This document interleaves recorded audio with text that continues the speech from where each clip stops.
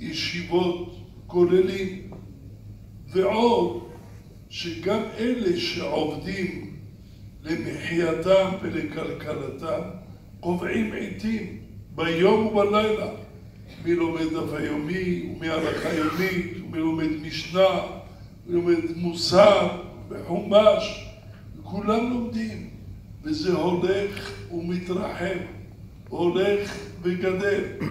זה מצב מיוחד שלא היה לו דוגמה מאז שיצאנו לגלות ועד עצם היום הזה. À quelques heures du Yom Hadin de Rosh Hashanah, on doit réaliser que Akadosh Baruch Hu nous a permis de vivre une époque exceptionnelle, unique en son genre. Depuis la destruction du Beth Amikdash jusqu'à présent, Am Israël n'a pas connu une intensité d'études de Torah d'un tel niveau. La diffusion se fait à l'échelle nationale à tel point que vous avez aujourd'hui pas uniquement des yeshivot, des Talmud et Torah un peu partout en Eretz Israël, mais même les Baalei Batim, des gens qui, durant toute la journée, vont vaquer à des activités professionnelles importantes et tout de même arrivent à consacrer du temps et s'adonner à l'étude de la Torah de manière très sérieuse, assidue et régulière. Certains étudient le Chumash, d'autres la Mishnah, la Chayomit, le Daf Hayomi. C'est quelque chose qui est fabuleux et qui doit réjouir profondément notre cœur. והמטרה שלנו, המטרה שלנו, אבל זה לא שלנו, המטרה של הקדוש ברוך הוא, זה להשיב את ישראל לאותו מעמד, שיהיה בית המקדש בנוי על תילו, עם מלך המשיח וכהן הגדול, וכל יחזור על מקום. וזה בא בשלבים. בשלב ראשון, הקדוש ברוך הוא התחיל להביא קיבוץ גלויות. ממזרח וממערב, מצפון ומים. באים מקומות שכבר נשכחו. מי זכר את יהדות אתיופיה? מי זכר עוד מקומות רבים? והשם מביא אותנו, קבץ אותנו. שלב שאחריו השם הקים את המדינה, נתן לעם ישראל. ולאו מילתא זוטרתא היא לא דבר פשוט, יש לזה יסוד בחוכמת הקבלה ודברי הארי. והיה זמן הייתי מבאר. אחר כך, במלחמת ששת הימים, הקדוש ברוך הוא החזיר לנו מקום של הכותל המערבי, קברי אבות, רחל אימנו, והרחיב את הגבולות. עד מלחמת ששת הימים, אפילו שקמה המדינה, רוב האומות של העולם אמרו זה משהו, איזו תופעה חולפת, זה מהרה יחלוף ויעבור. אחרי ששת הימים כבר הבינו שזה לא תופעה חולפת, יש מדינה לעם היהודי, התחילו כבר להקים. ואז, שתדעו רבותיי, רבים מהכמורה, הכמרים הגדולים, יש הרבה שעזבו. אני מכיר אישית כמה מהגדולים שבהם. יש לי איתם התכתבויות ונפגשנו. הם אומרים, טעינו, טעות גדולה. כי ראינו שהיהודים עזבו את ארצם, הם גולים בין מדינה למדינה, בין העמים, ואנחנו מתחזקים. ולא העלו על דעתם שעם ישראל יחזור לארצו. כשרואים שחוזרים ומתבססים בארץ ושולטים בארץ, ראו שהנבואות שלהם שקר וכזב, הבל וריק. אחר כך הקדוש ברוך הוא הוסיף משלב לשלב. הנה עכשיו אנחנו מתקרבים. בא הביא השם את הנשיא הזה של אמריקה ומכיר בירושלים, מה שלא עשו עד היום. הם אומרים עליו כאילו משוגע, אבל המשוגע הזה הציל מה שלא עשו רבים וטובים. הוא לא משוגע, זה שליחות מאת השם יתברך. ועדיין היד נטויה להגיע לביאת המשיח. ויבנה מקדש במקומו, כך לשון הרמב"ם, בהלכה, בפרק י"א מהלכות מלכים. הוא יבנה מקדש במקום. אז עכשיו התורה מתרחבת. השלבים שלנו לגאולה מתקדמים. מה צריך? זה עכשיו העבודה שלנו. עוד התאמצות, עוד התחזקות. הנה זה עומד אחר כותלנו. Avec un regard observateur, si on explore l'histoire, on pourra comprendre que derrière tout ce qui se passe, en réalité, il y a un programme très précis. C'est un projet que Akadosh Baruch Hu est en train de réaliser.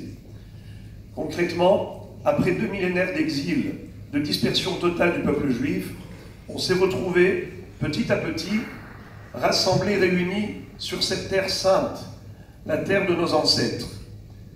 Et à un moment donné, il y a eu également la déclaration de la souveraineté d'Israël, de l'État d'Israël. Il faut le savoir que d'après la Kabbalah, ça a une source et une base très forte. Le Rishon LeZion a dit qu'il n'a pas le temps d'expliquer cette notion ce soir. Mais ensuite, après il y a eu la guerre des séjours, ça a ficelé et fixé les choses. Dans le sens où, jusque-là, les gens pensaient que l'installation d'Israël dans son pays, la déclaration de la Médina, ce n'était qu'un phénomène éphémère provisoire. Mais avec le temps, ils se sont rendus compte que c'était loin d'être quelque chose d'éphémère. La preuve, c'est que beaucoup de gens, des curés, de la paroisse chrétienne, ont abandonné carrément leur attache à leur église en disant que ils ont cru jusqu'à un certain temps qu'Israël avait disparu et que petit à petit c'était la chrétienté qui allait prendre point d'ancrage dans ce pays. Et ils ont vu que non, que leurs prophéties étaient erronées et qu'au contraire, ce sont les prophéties d'Israël qui se sont réalisées. Et après cela, on voit qu'il y a eu récemment l'élection d'un président américain qui, c'est vrai au début, passait pour un rigolo, pour un clown, mais avec tout ce qui pouvait être comique, mais en réalité, il a réussi à faire des choses que aucun de ses prédécesseurs n'a réalisées. Voilà qu'on se retrouve avec l'ambassade américaine qui arrive à Jérusalem, et ainsi de suite. Et tout ça, c'est pour nous montrer que Akadosh Baruch Hu, petit à petit, est en train de nous conduire vers le sommet de la pyramide. L'aboutissement de l'histoire, c'est de nous ramener au début de l'histoire. Am Israël, lorsqu'il se retrouvait avec le Saint-Temple construit, avec la Shekhinah qui résidait parmi nous, et que tout le peuple avait le regard rivé vers un seul endroit. C'était le lieu du centre, le centre qui était le Bet HaMikdash, pour servir à Kadosh Baruch Hu. C'est à cet état qu'Hachem veut nous ramener, et il le fait étape par étape. De ce fait, aujourd'hui, qu'est-ce qui manque? Une chose, c'est le renforcement du peuple, en disant à Kadosh Baruch Hu, toi tu reviens vers nous, nous également voudrions revenir vers toi. C'est ces efforts-là que le Rav est en train ce soir de souligner et de mettre en relief pour comprendre comment tout cela contribue à la construction de la délivrance d'Israël.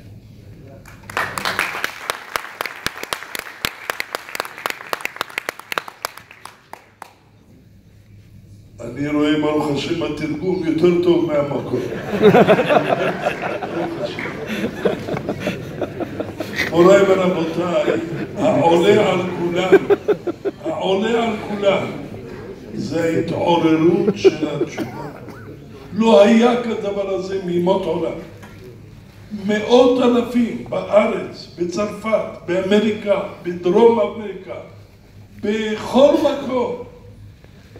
זה לא יאומן, לא היה. בזמנו, אם היה יהודי אחד חוזר בתשובה, היו כותבים עליו ספר. לא חזר בתשובה. איך חזר? למה חזר? היום אם יכתבו ספרים, כל העולם הזה, ופי 100 ממנו לא יספיקו לתאר מה שהולך. אנחנו עוד לא קולטים. זה ההכנה הכי גדולה למשיח.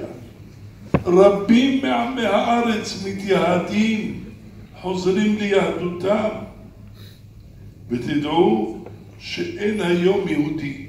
אני מסתובב בכל הארץ, גם בעולם, אבל בארץ, בכל היישובים, אין יהודי, בקיבוץ, בעיר, בכפר, שהוא לא חושב על תשובה.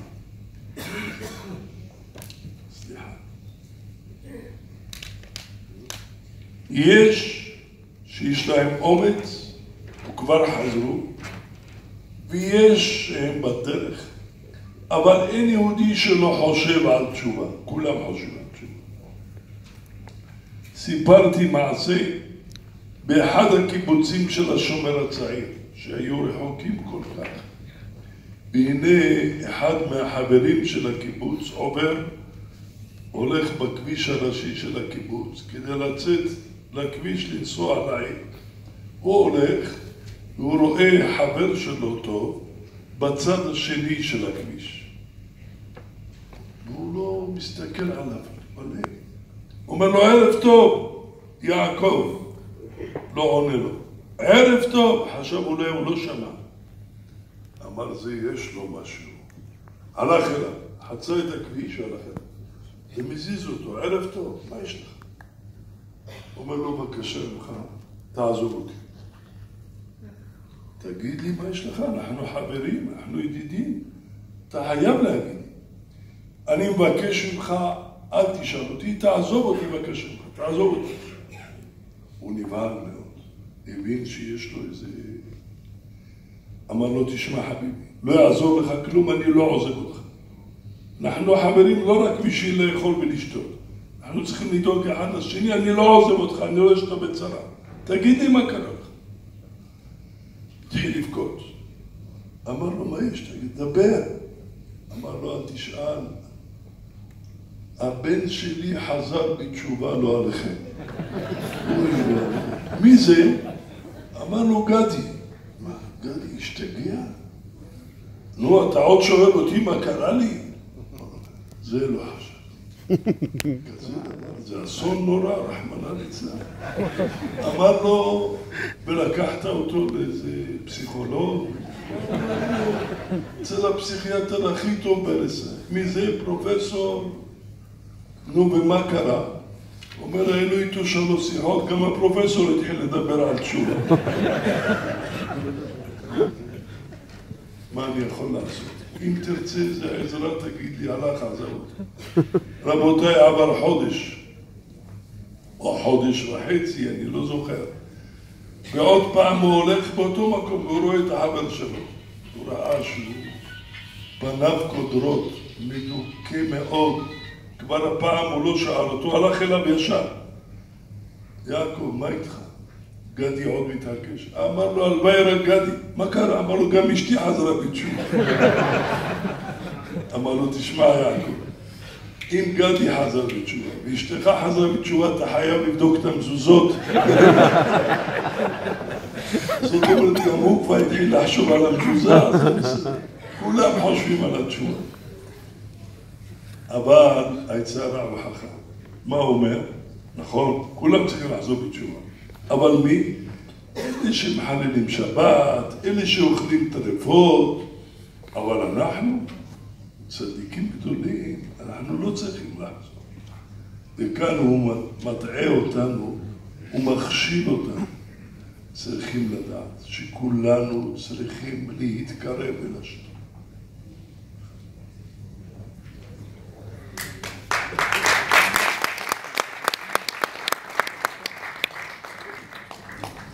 Il y a à peine quelques décennies, lorsque quelqu'un faisait teshuva, alors on pouvait écrire un livre carrément sur sa vie. C'était une biographie de quelqu'un d'exceptionnel, d'extraordinaire. Mais récemment, le phénomène de la teshuva s'est tellement répandu qu'on pourrait écrire des océans par rapport à la vie particulière et privée de chacun qui a fait teshuva. Même ceux qui sont très loin encore, à des années-lumière de la Torah, des gens qui vivent parfois dans un kibbutz totalement laïque, eh bien même si ils n'ont pas encore opéré une teshuva parfaite, mais ils y pensent. Il y a un petit coin dans leur cerveau dans lequel il y a une petite idée qui est en train de germer. Ils parlent, ils pensent de teshuva. Mais Rabotai, le Rav a raconté que dans un kibbutz, un jour, il y avait une personne qui a remarqué que son ami marchait de l'autre côté du trottoir et qui était plongé dans ses pensées. Il a vu qu'il était absorbé par quelque chose de mélancolique, de triste. Il va le voir et lui dit, moi, qu'est-ce qui se passe? À quoi tu penses, qu'est-ce qui se passe? Il lui a dit, laisse-moi, je veux surtout pas que tu me déranges. Il lui a dit, écoute, on est des amis. Ça fait des années qu'on se connaît. On n'est pas là que pour trinquer ensemble, on est là aussi pour se soutenir dans des moments de difficulté. Quel est ton problème? Raconte-le-moi. Alors il lui dit, je vais te raconter. Tu t'imagines, mon fils, Gadi, est en train de faire teshuva. Alors il lui dit, ah, c'est ça le problème? Je comprends maintenant, tu as raison d'être si triste. Il lui dit, est-ce que tu l'as amené chez un psychologue? Il a dit, bien sûr, mais après 3 fois. C'est le psychiatre lui-même qui commence à parler de teshuva par rapport à lui-même. Il lui dit, bon, on va en discuter plus tard. Et quelques jours plus tard, il le voit, et cette fois-ci, carrément dans une dépression. Il dit, qu'est-ce qui se passe? Il lui a dit, je te raconte pas. Maintenant, c'est même ma femme qui commence à faire teshuva. Alors il lui dit, écoute, si ça devient carrément un problème familial, il faudrait que tu vérifies tes mezuzot, peut-être il y a des problèmes dans la mezouza. Ça veut dire que, en réalité, Baruch Hashem, aujourd'hui, on se rend compte que petit à petit, le travail en profondeur de l'évolution dans la Teshuvah s'opère au sein du clan Israël, et c'est pas pour rien, c'est parce qu'en effet, tout cela nous montre qu'il y a derrière cela, en arrière-plan, un projet divin.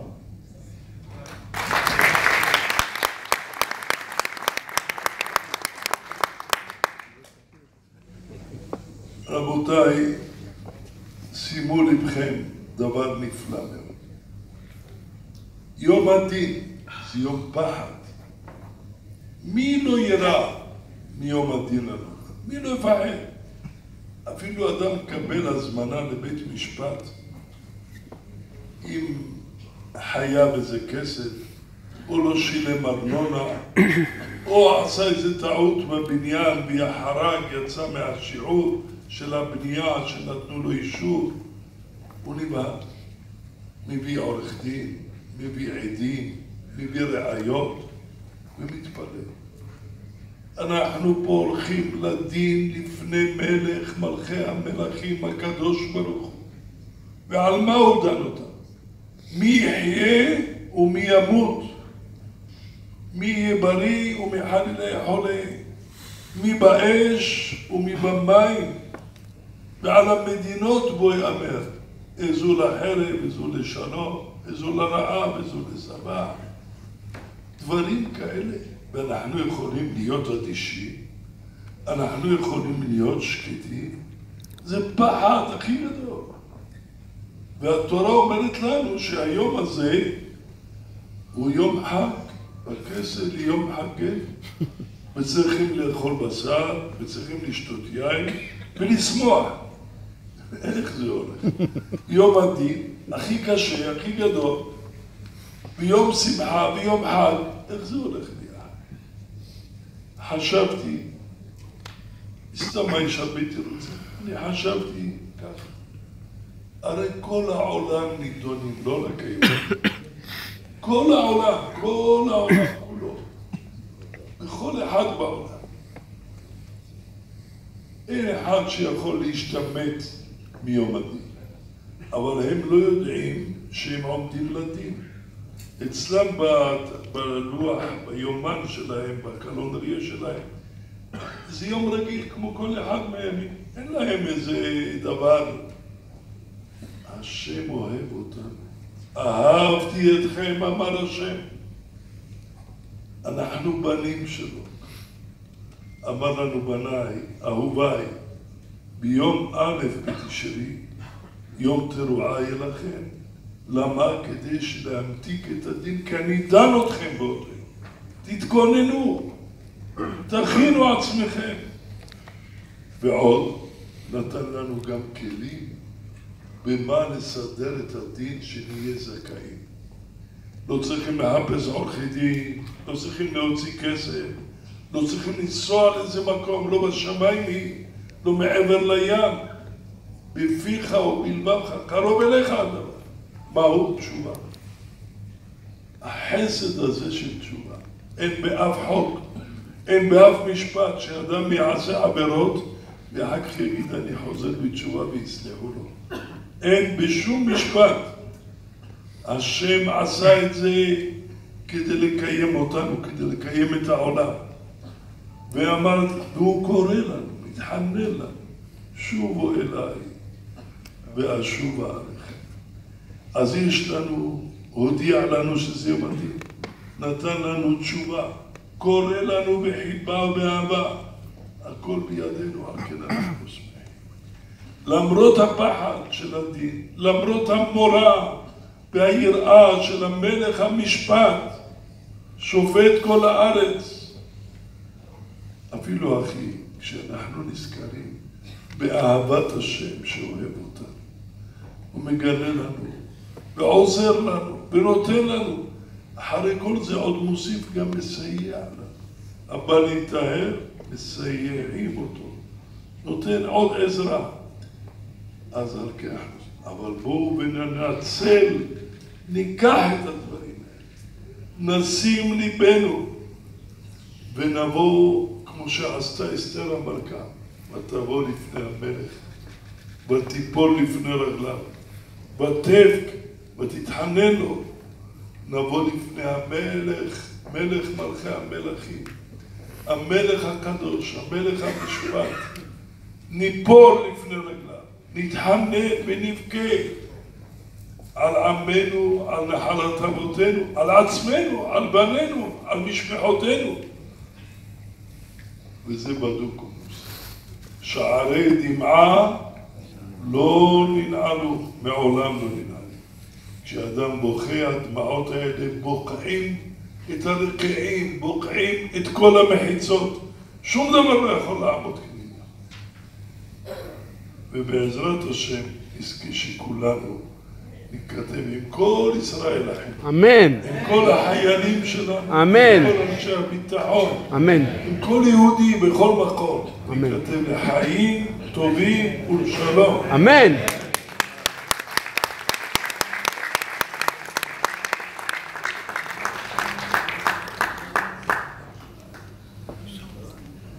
Le Rishon LeZion a conclu avec une réflexion lumineuse.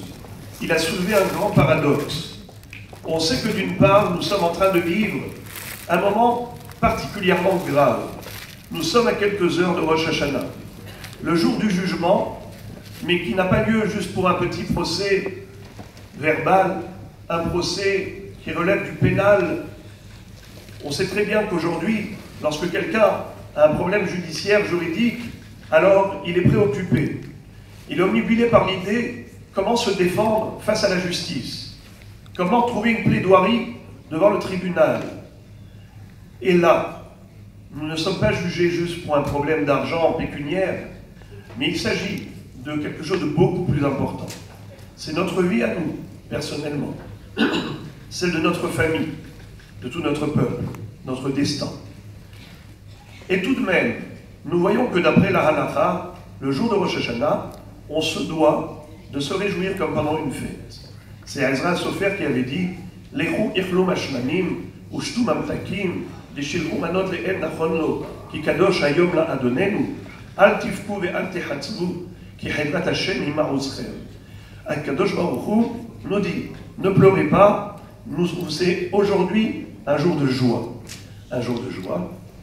On va manger de la viande, boire du vin. Comment peut-on concevoir cette contradiction?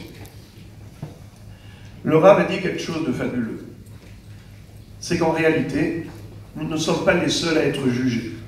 C'est l'ensemble de l'humanité qui va défiler devant le tribunal céleste. Kol ba'e olam ovrim lefanav kibnei maron. En quoi nous, en Israël, nous sommes différents? Par quoi nous sommes particuliers? C'est que Akadosh Baruch Hu nous considère ses enfants. Et donc, en nous prenant en affection, il nous dit « Mes enfants, je voudrais que vous puissiez réussir votre jugement, obtenir gain de cause et sortir de là vainqueur. Et donc, non seulement que je vous informe, chose que je n'ai pas fait par rapport à toute l'humanité, regardez leur calendrier, ce jour de Rosh Hashanah figure comme un jour normal, anodin, classique, ordinaire.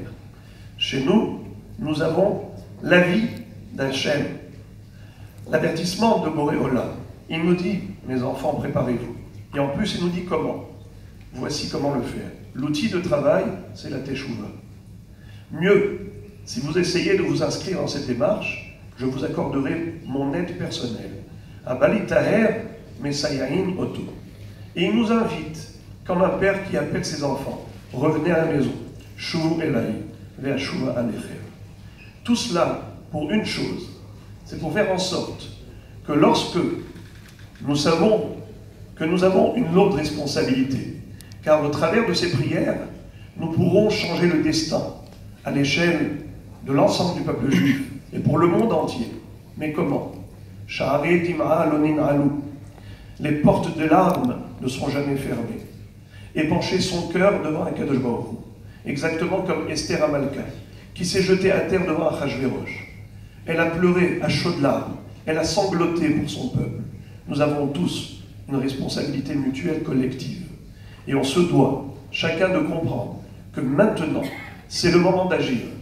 En faisant une Teshuvah Shlema, et en priant Hachem, en faisant couler des larmes, sans en avoir la gêne, de savoir que ces larmes vont monter sur la balance des mérites d'Israël, et pourront faire en sorte que Be'ezrat Hachem, même si dans le passé, il y a eu des moments difficiles qui ont été vécus, mais là, Hachem Barach peut nous organiser une nouvelle vie, une vie de Hayim Tovim, une vie de bonheur, une vie pleine de bonnes nouvelles pour l'ensemble du clan d'Israël. Et c'est comme ça que le Rav vous a accordé toutes ces berachot afin que Be'ezrat Hachem, tout le monde puisse être comblé de bonheur à l'infini.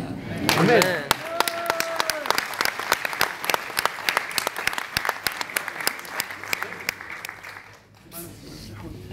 Immédiatement, le Rishon LeZion va faire une bracha collective et ensuite, d'abord, il va nous demander de nous lever pour être Kabbalat Ol Malchut Shamayim et ensuite nous adresser ses bénédictions.